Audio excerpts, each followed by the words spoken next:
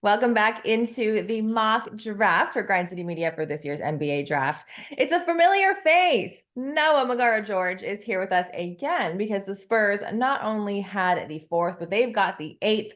So we're going to continue talking. Noah, just to set the scene in case someone missed your first video, you picked Rob Dillingham in that fourth spot after the Spurs went 22-60, second worst record in the Western Conference. We talked a lot about building around Wemby, and I think that's something that everyone's going to agree on because he is Yeah, a phenom. So let's go down into the eighth spot. This is a really cool spot to be in, a really cool opportunity for the Spurs because you have two top 10 picks in a draft where it's not like predetermined who's going to go where. So you really have a pick of the litter of what you want and what you need. We talked about Rob Dillingham and what he adds.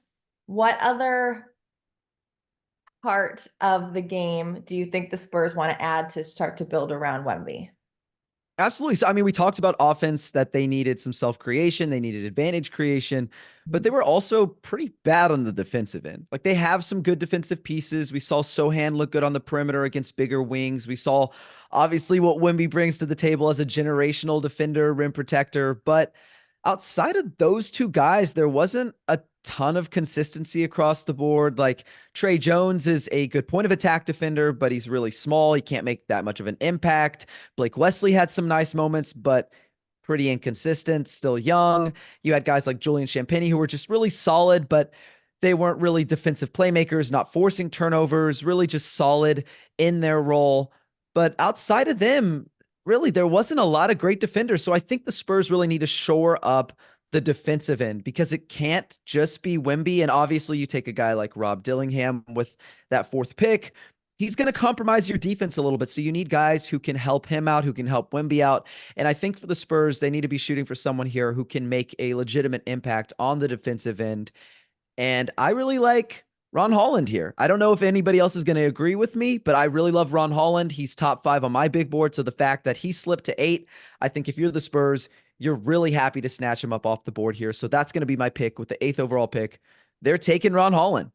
I actually really like this pick for a number of reasons. One, he is 18 years old. So like the room to grow is out of this world, a super high ceiling. He's 6'7", about 200 pounds. What I most like about him, and of course, he is a great two-way player. He will be good on the defensive end. He has such a high motor. He's so athletic. He gives Absolutely. 1000% every minute he is on the floor. Yeah, and that is really one of the hallmarks of Ron Holland. Even going back to high school, I think it fluctuated a little bit in the G League this season. The G League Ignite, as if anybody was watching the G League Ignite this season, sorry to them, but really, really bad season for them as a whole. I think the context there for him was really poor. He had a lot of really young guys. They had veterans who were supposed to be with them all season, who dropped off of the team, who signed elsewhere.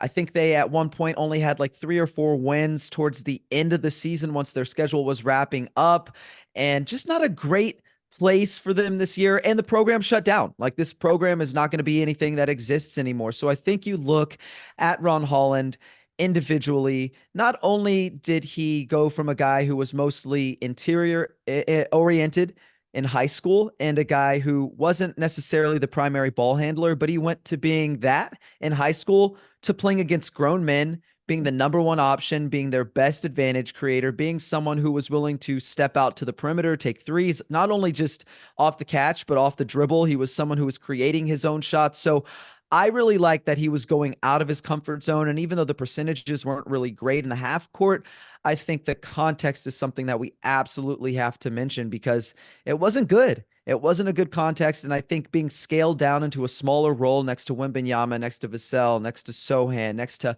other guys in that starting lineup, which is probably where he's going to be for the Spurs, I think he's going to look a lot better. So I'm really confident in him going forward. And as you mentioned, being super young, I think he has a lot of upside that is untapped at the moment.